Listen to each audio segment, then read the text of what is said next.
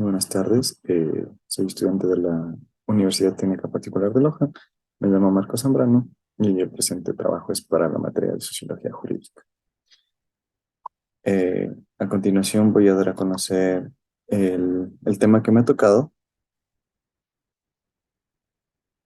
el cual es aspecto sociológico de los hitos legislativos del Ecuador, en donde tenemos que los hitos políticos del Estado ecuatoriano constituyen los hechos o acontecimientos que hicieron historia, dentro de los cuales se encuentran las diferentes constituciones, en donde de a poco se han ido evidenciando avances en los derechos humanos de los ciudadanos en general, también los grupos de atención prioritaria, así como también los derechos que promueven el cuidado de la naturaleza, con todos los recursos que posee el Ecuador. Como Estado tenemos que viene de la época de Maquiavelo, en el siglo XV. El autor Urbano Villarreal nos dice que el Estado es la organización política más compleja de la sociedad, porque está organizado de una manera jerárquica, lo que quiere decir que tiene un jefe y una división de estratos y estatus. Está manejado por un gobierno central y un monopolio legal sobre el uso de la fuerza. Por tanto, se puede determinar que el Estado es la base donde se instituye el control sobre las personas y su comportamiento a través de las leyes.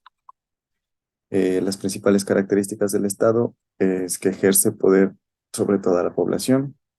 Si se conforma de una nación, es un Estado nacional, puede estar constituido por varias naciones y también puede constituirse o destruirse en poco tiempo. Así como también los elementos del Estado son cuatro, los cuales está el pueblo, que es el elemento humano, el territorio, que es el entorno físico, el poder político, que es la facultad de mando sobre la sociedad, y la soberanía, que es la capacidad de autoobligarse y autodeterminarse sin sufrir interferencias exteriores.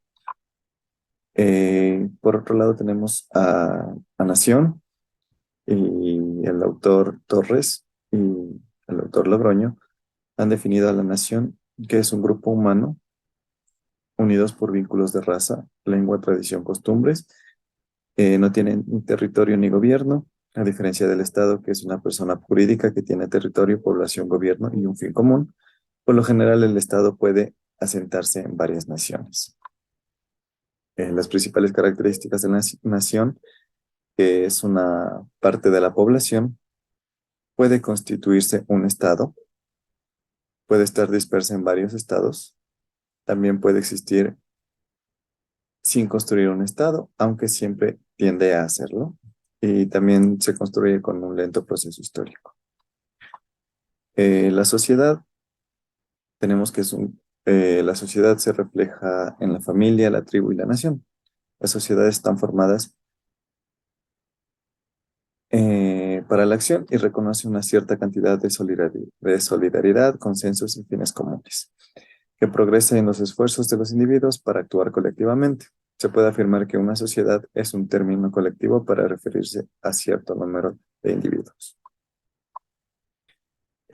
Por otro lado, tenemos las leyes de manumisión de los esclavos y manos muertas, el cual dice que esta ley eh, fue en 1852 y constituye el primer hito de inclusión en la historia jurídica ecuatoriana, dado que incluye ya no solo a la ciudadanía, sino que restituye la misma condición de personas a un cierto grupo humano que aún se encontraba en la esclavitud.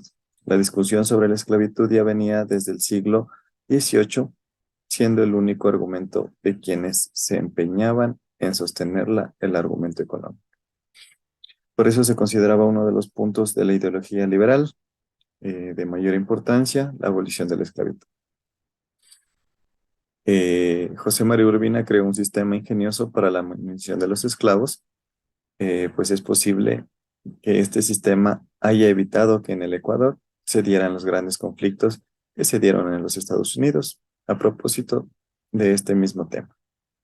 El sistema de Urbina consistía en la creación de juntas protectoras de la libertad de los esclavos que debían encargarse de los trámites necesarios. Estos trámites consistían en la práctica de la compra de cada esclavo a los propietarios usando este efecto del dinero recaudado por un impuesto a la pólvora.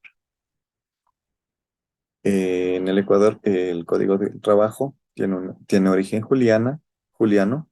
La Revolución Juliana dictó legislación laboral sobre el contrato individual, la duración máxima, la jornada del trabajo, el descanso semanal, la prevención de accidentes, el trabajo de mujeres y menores, la protección de la maternidad, la jubilación, el Montepío Civil, el ahorro y cooperativa, las bases del Código del Trabajo. La Asamblea Constituyente en 1929 fue la primera en proclamar los derechos sociales y laborales. Por otro lado, la creación del Seguro Social, la historia de la creación del Seguro Social constituye un hito en la inclusión en los beneficios de de la prevención y de la salud que no existía para la práctica de la mayoría de ecuatorianos.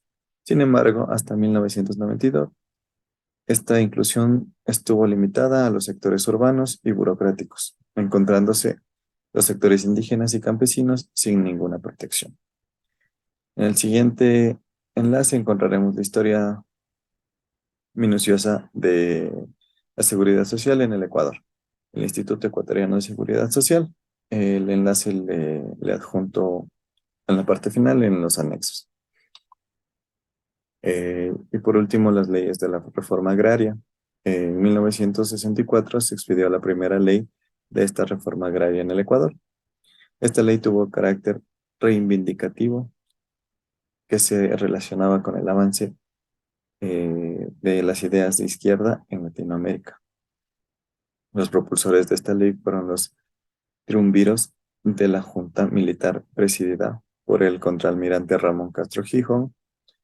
La oposición a esta ley vino, como es natural, de los grandes hacendados de la sierra, que mantenían en sus establecimientos agrarios numerosos trabajadores bajo la modalidad de explotación llamada certaje. Esto es todo en cuanto puedo informarles acerca de mi trabajo y muchas gracias por su atención.